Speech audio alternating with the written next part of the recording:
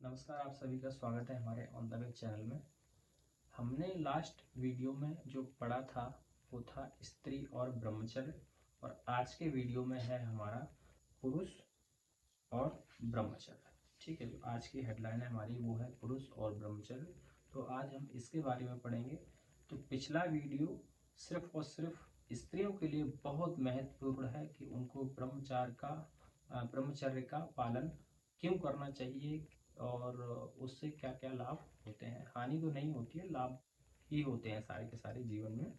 तो आज है पुरुषों के लिए, ये महत्वपूर्ण पॉइंट है और महत्वपूर्ण वीडियो है। तो पुरुषों के लिए, ठीक है, ये खासकर पुरुषों को ये ही है तो उनको सुनना अनिवार्य है।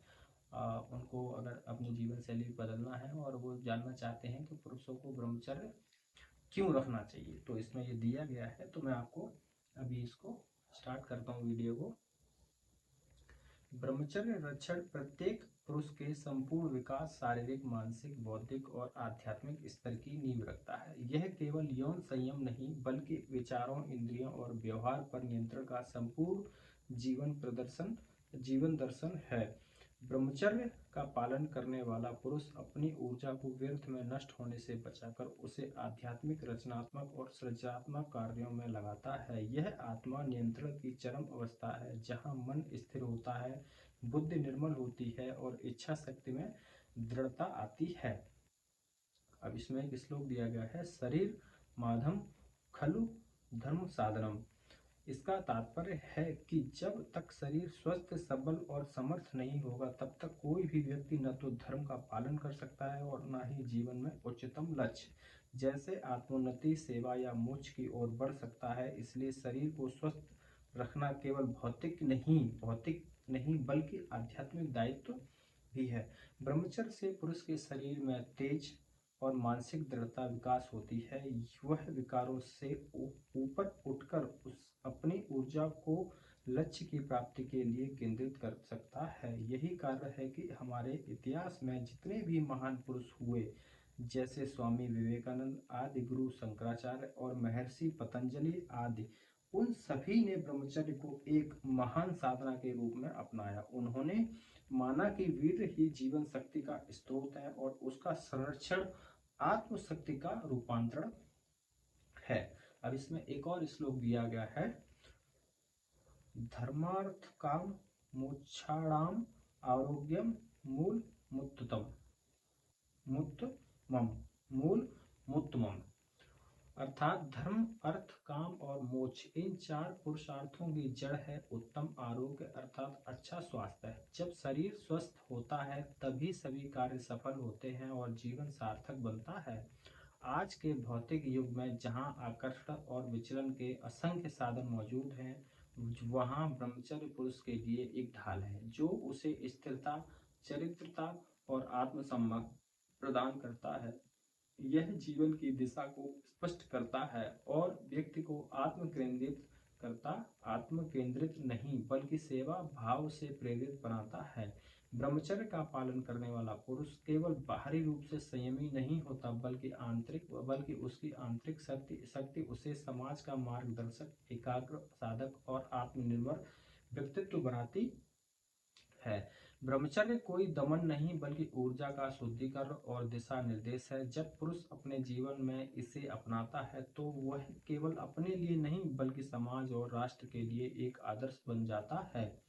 वह जानता है कि सच्चा पुरुष वही है जो स्वयं पर विजय प्राप्त कर ले और यही ब्रह्मचर्य का आत्म विजय की सार है। ब्रह्मचर्य वैज्ञानिक दृष्टिकोण, ये हेडिंग है, ब्रह्मचर्य का वैज्ञानिक दृष्टिकोण। यदि हम ब्रह्मचर्य को वैज्ञानिक दृष्टिकोण से देखें तो इसका अभिप्राय है जीवन ऊर्जा की रक्षा करना, जिसे वीर्य या जीवन बीज कहा जाता है। इस सिद्धांत को सही ढंग से सपने में समझने के लिए हमें शरीर विज्ञान और जैव रसायन की दृष्टि से मानव शरीर की कार्यप्रणाली को जानना आवश्यक है। मानव शरीर में अनेक ग्रंथियां होती हैं जो न केवल हमारे स्वास्थ्य को प्रभावित करती हैं बल्कि हमारे स्वभाव और संपूर्ण व्यक्तित्व के निर्माण में भी अहम भूमिका निभाती हैं।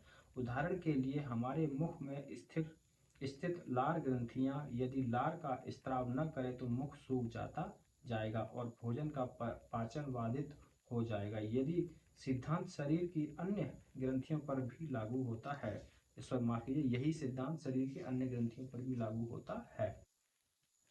मानव शरीर में दो प्रकार की ग्रंथियां पाई जाती हैं। पहली वे जिनके स्त्राव किसी विशेष नलिका के माध्यम से शरीर के भीतर या बाहर भेजे जाते हैं, जैसे पाचन ग्रंथियां। दूसरी वे ग्रंथियां होती हैं जिनमें कोई नलिका नहीं होती, उसके स्त्राव सीधे रक्त या शरीर के अंदर अवशोषित हो जाते हैं।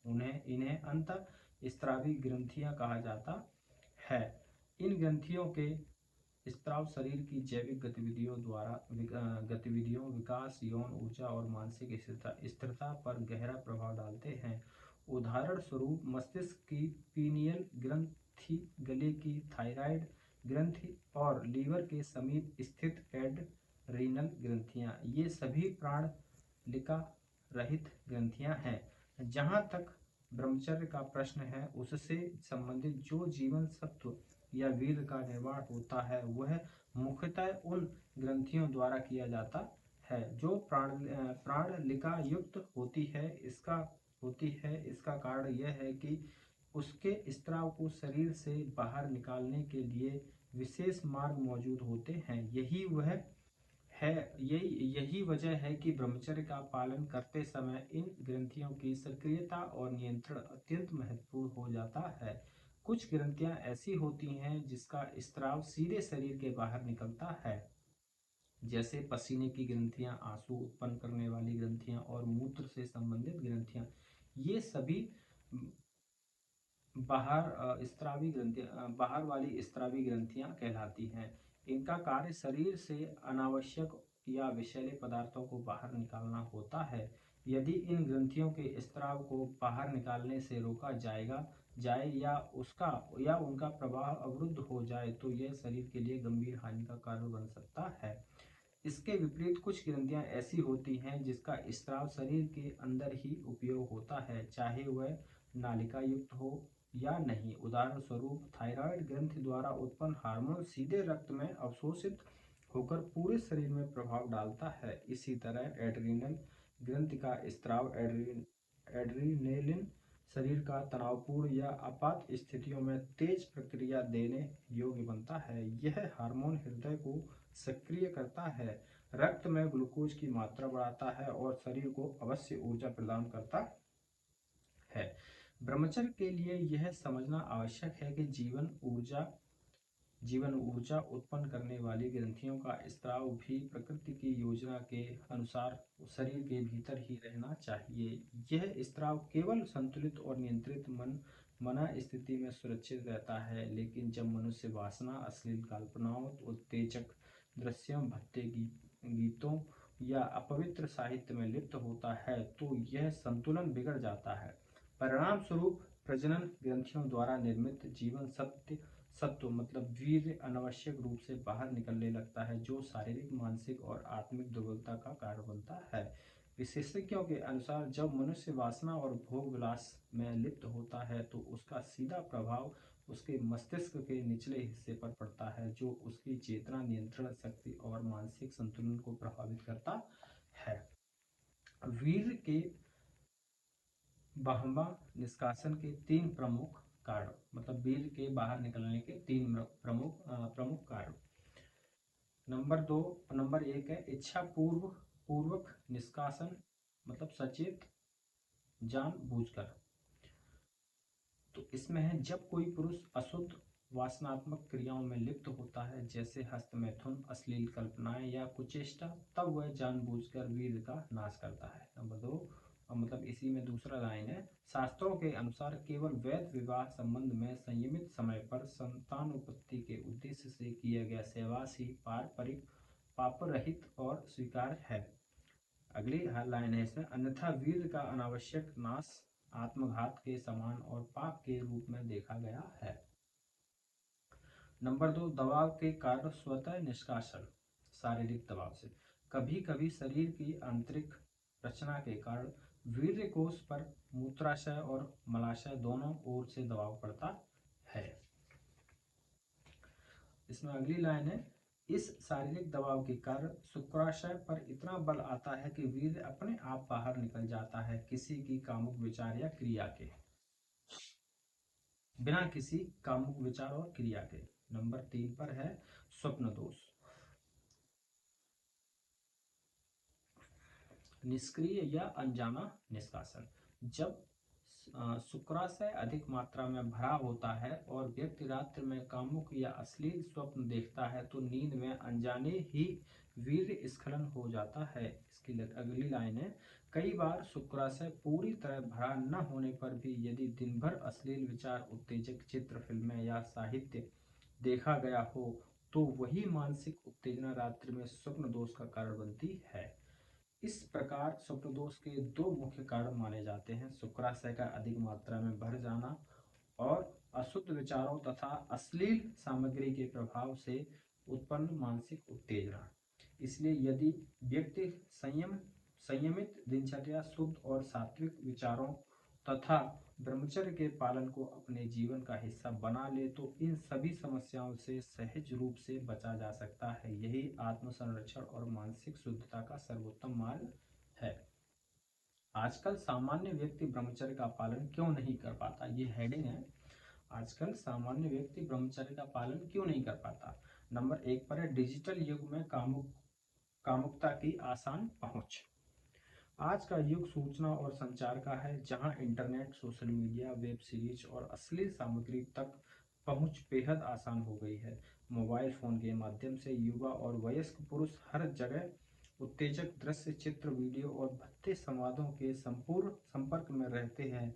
यह बार बार मन और मस्तिष्क को भटकाता है और धीरे धीरे व्यक्ति की इच्छा शक्ति को कमजोर बना देता है। नंबर 2, नैतिक शिक्षा और आध्यात्मिक मार्गदर्शन की कमी। पहले घरों में, विद्यालयों में और समाज में आत्म संयम, धर्म, सदाचार और ब्रह्मचर्य जैसे मूल्यों की शिक्षा दी जाती थी। आज का शिक्षा तंत्र केवल करियर, प्रतिस्पर्धा और सुख सुविधाओं पर केंद्रित हो गया है। आत्म नियंत्रण, संयम और चारित्रिक बल को न तो सिखाया जा रहा है और न ही सराहा जा रहा है। इससे युवा ब्रह्मचर्य जैसे जीवनदायिनी सिद्धांत को केवल पुरानी सोच मानकर नकार देता है। नंबर 3 पर है असंयमित जीवन शैली और अनियमित दिनचर्या। गलत खान पान जैसे तेलीय, मसालेदार, अधिक मात्रा में मांसाहार, मदिरा, जंक फूड, नींद की कमी, देर रात तक जागना, शारीरिक श्रम की कमी, ये सभी शारीरिक रूप से शरीर को उत्तेजक बनाते हैं। जब शरीर में अपच, गर्मी और अशांति बनी रहती है तो वासना अपने आप जागृत होती है, जिससे ब्रह्मचर्य का पालन कठिन हो जाता है। नंबर 4 पर है मानसिक तनाव, भावनात्मक अस्थिरता। आज का पुरुष भागदौड़, आर्थिक दबाव, अकेलापन, असफल प्रेम संबंधों और सामाजिक तुलना की दौड़ से मानसिक रूप से थका हुआ है। भावनात्मक संतुलन के अभाव में वह क्षणिक सुख, उत्तेजना और पलायन के साधनों की ओर आकर्षित होता है, जिससे वासना एक प्रमुख आकर्षक बन जाती है। नंबर 5, सही आदर्शों और प्रेरणा की अनुपस्थिति। जब समाज में ऐसे चरित्रवान, संयमी और ब्रह्मचारी पुरुषों की जीवन गाथाएं सामने नहीं आती या उनका सम्मान नहीं होता तो युवा प्रेरणा ही नहीं ले पाते। आज के समय में युवा अपना रोल मॉडल भी ऐसे व्यक्तियों को बनाते हैं जो भोग विलासिता जैसे जुड़े होते हैं और जो उनको ब्रह्मचर्य के विपरीत दिशा में प्रेरित करते हैं। नंबर 6, शरीर में हार्मोनल परिवर्तन और यौवन का प्रभाव। किशोरावस्था में युवावस्था के दौरान पुरुषों के शरीर में हार्मोन अत्यधिक सक्रिय हो जाते हैं। यदि इस ऊर्जा को संयम, खेल, योग, ध्यान या रचनात्मक कार्यों में न लाया जाए तो यह कामुकता में बदल जाती है। अधिकांश युवा इस ऊर्जा को दिशा देने के बजाय उसे व्यर्थ गवा देते हैं। नंबर 7, आत्मबल और इच्छा शक्ति की कमी। ब्रह्मचर्य केवल बाहरी व्यवहार नहीं बल्कि आंतरिक शक्ति का विषय है। इसके लिए जरूरी है कि मानसिक दृढ़ता, संकल्प शक्ति और दीर्घकालीन लक्ष्य की स्पष्टता। आज की त्वरित संतुष्टि की मानसिकता में लोग दीर्घकालीन संयम को कठिन और निरर्थक मान लेते हैं। अब इसमें अगली हेडिंग है, वो है सामान्य पुरुष के लिए ब्रह्मचर्य धारण करने के प्रमुख लाभ। जो सामान्य पुरुष हैं, जैसे साधारण जो जिंदगी दे रहे हैं, उनके लिए लाभ क्या है। नंबर 1 है शारीरिक बल और ऊर्जा में वृद्धि। ब्रह्मचर्य के पालन से शरीर में संचित ऊर्जा व्यर्थ नहीं जाती, इससे थकावट कम होती है, कार्य क्षमता बढ़ती है और रोगों से लड़ने की प्रतिरोधक शक्ति विकसित होती है। नंबर 2 मानसिक स्पष्टता और एकाग्रता। जब इंद्रियों और विचारों पर नियंत्रण होता है तब मन स्थिर और एकाग्र होता है। इससे पढ़ाई, काम और निर्णय लेने की क्षमता में सुधार आता है। नंबर 3 ग्रहण और स्मरण शक्ति का विकास। ब्रह्मचर्य पालन से मस्तिष्क में ओज और तेज बढ़ता है, जिससे स्मरण शक्ति और ध्यान केंद्रित करने की क्षमता तीव्र होती है। नंबर 4 आत्मविश्वास और आत्म संयम में वृद्धि। संयम से जीवन में आत्मनियंत्रण आता है, जो हर परिस्थिति में शांति और आत्मबल बनाए रखने में मदद करता है। नंबर 5 चरित्र और व्यक्तित्व में निखार। ब्रह्मचर्य का पालन करने वाला पुरुष स्वभाव से शांत, स्थिर, अनुशासित और प्रभावशाली होता है। उसके भीतर एक प्राकृतिक तेज और गंभीरता झलकती है। नंबर 6 कम वासना पर नियंत्रण। नियमित ब्रह्मचर्य से वासनात्मक विचारों पर अंकुश लगता है, जिससे मन और शरीर पवित्र और संतुलित बने रहते हैं। नंबर 7 रचनात्मक और आध्यात्मिक विकास। जब यौन ऊर्जा भीतर ही संचित होती है तो वह उच्चतर रूपों में, जैसे साहित्य, कला, ध्यान साधना और सेवा में परिवर्तित हो जाती है। नंबर 8 जीवन के उद्देश्य को पहचानने में सहायता।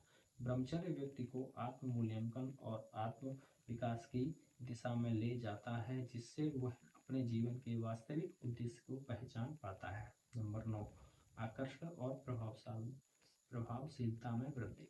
संयमी पुरुष का चेहरा तेजस्वी, आंखें स्थिर और व्यक्तित्व प्रेरणादायक बनता है। वह दूसरों को बिना बोले भी प्रभावित करता है। तो ये आज का हमारा जो चैप्टर था, मतलब आज की हमारी जो हेडलाइन थी, वो तो पुरुष और ब्रह्मचर्य के ऊपर थी। वो आज के इस चैप्टर मतलब हेडलाइन में बताया कि पुरुष को ब्रह्मचर्य क्यों रखना चाहिए और उसके लाभ क्या क्या हैं। ठीक है, और अगला जो हमारा वीडियो रहेगा वो रहेगा गृहस्थ और ब्रह्मचर्य। ठीक है, आज का हमारा इस वीडियो को मैं यहीं पर विराम दे रहा हूँ। मिलते हैं नेक्स्ट वीडियो में, तब तक के लिए नमस्कार।